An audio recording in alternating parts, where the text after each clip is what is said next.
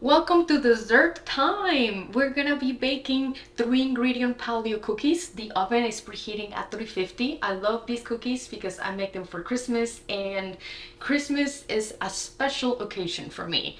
So why paleo? Not because it's the latest fad, not because I heard it on the news or I saw it on Facebook or YouTube. It's because it's a really clean way of eating. Paleo means no grains, no dairy, no processed foods. So we're gonna be making awesome cookies that instead of using wheat flour or any flour made out of a grain, it's gonna be coming from almonds, from nuts, which were part of the food environment of cavemen. So we're gonna be using this as our main ingredient to make the cookies. We're gonna do 2.5 cups. Our oven is preheated. We're using maple syrup for our sweetener, and we're using 1/2 cup. And we are also using 1/2 cup of coconut oil. Coconut oil is sweet, and make sure that if you get it at the store that it says unrefined, because then you'll get the sweet kind. If you get the refined, then it won't taste sweet. In this recipe, we're using this specific oil, which is coconut oil unrefined, so that it adds to the sweetness to these cookies. An extra ingredient can be vanilla extract, very flavorful, just using 1 teaspoon. Another option that you can add into this recipe can be cinnamon, if you like cinnamon, or lemon zest, but simple is good. So just your almond flour, your coconut oil, and your maple syrup makes this recipe fantastic and easy.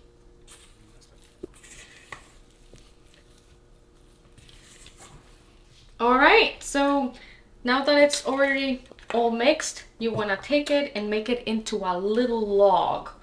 You can do a big log or 2 small logs, but pretty much we're gonna be freezing this, or you put in the fridge if you have the time, but you can freeze this so that when we cut it, we have the perfect shortbread cookies.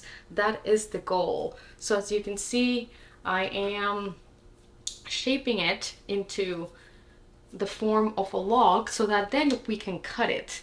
So what we'll do next is wrap it in saran wrap.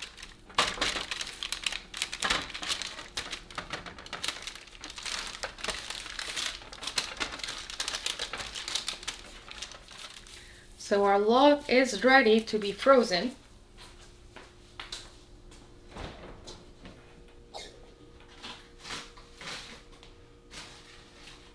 And after it's frozen, you just take it out, unwrap it, and we're gonna slice it. So we have our beautiful log all ready to cut, and you wanna cut it in half so that then you have the perfect cut. And these make beautiful anytime cookies.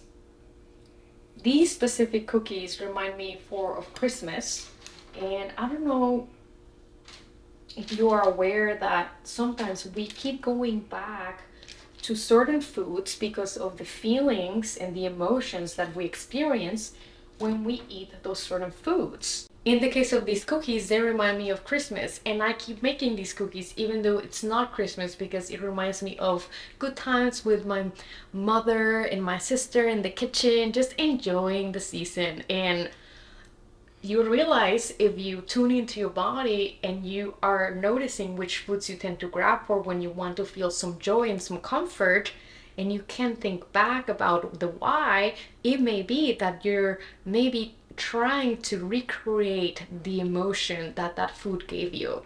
I invite you to check in and look at what you're eating. What do you keep going for? And if it's something that is healthy, like Lisa making cookies, go for it. Moderation is all that matters, but at least now you know why you keep going back for these.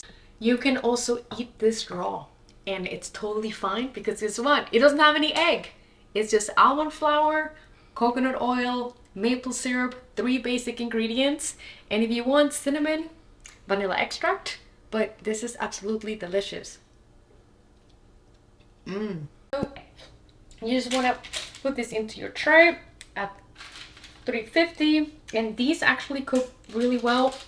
Again, you may want to have them cold and not bake them all. What I do is that I save some unbaked and I just put them in little snack bags, and I'll make myself a little snack bag of 3. I know that 3 is my portion size for my dessert, instead of just having all the cookies, right? And then like, oh, 3 cookies is 6 cookies, is 12 cookies, is 20 cookies. So I invite you to pre-portion these out, whether you bake them or whether you eat them raw, to feel like you can actually control the amount of cookies that you eat.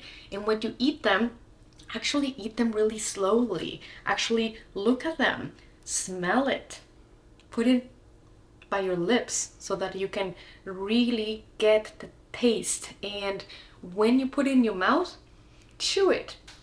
We tend to just swallow.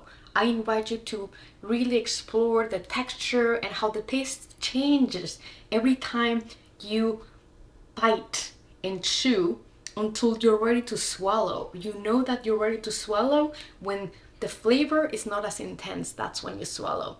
That way you don't overeat, because every bite is super flavorful.